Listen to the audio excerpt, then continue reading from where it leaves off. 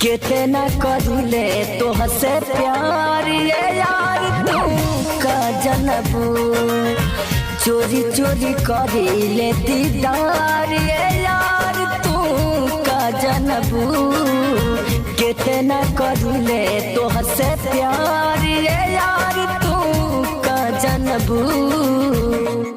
परिमशिला बेवफा है, परिमशिला के बाद है, परिमशिला मोगी खान तुमके ना भूल सकेला।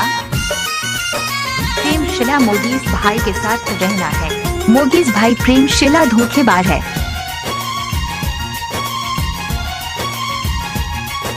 रात भर रहिले जागल हो कहेले दुनिया पागल हो इहे सोच के रोइले कैसे दिलवा लागल हो।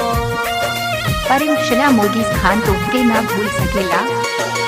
रात भर रहिले जागल हो कहेले दुनिया पागल हो इहे सोच के रोइले कैसे दिलवा लागल हो।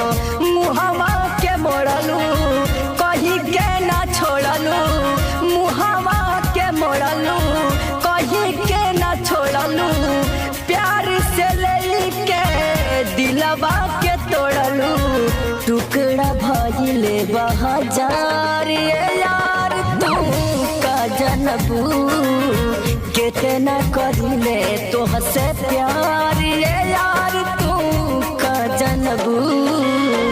परिमशिला मोगीज खान तुमके ना भूल सकेला। मोगीज भाई प्रेमशिला धोखेबाज है।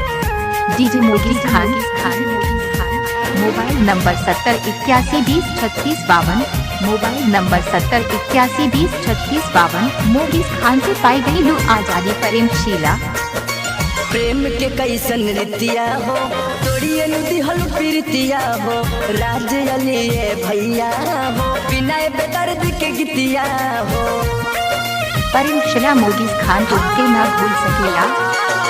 प्रेम के कैसन रीतिया हो तोड़िए दिहल प्रीतिया हो राज अलिए भैया हो बिना बेदर्द के गीतिया हो। गहरा समंदर ए हो उपेंदर गहरा समंदर ए हो उपेंदर उहे रहली दिलवा के अंदर मरल हिलोरा मजे धार यार तू का जनबू कितना करिले तो हसे प्यार ये यार तू का जनबू।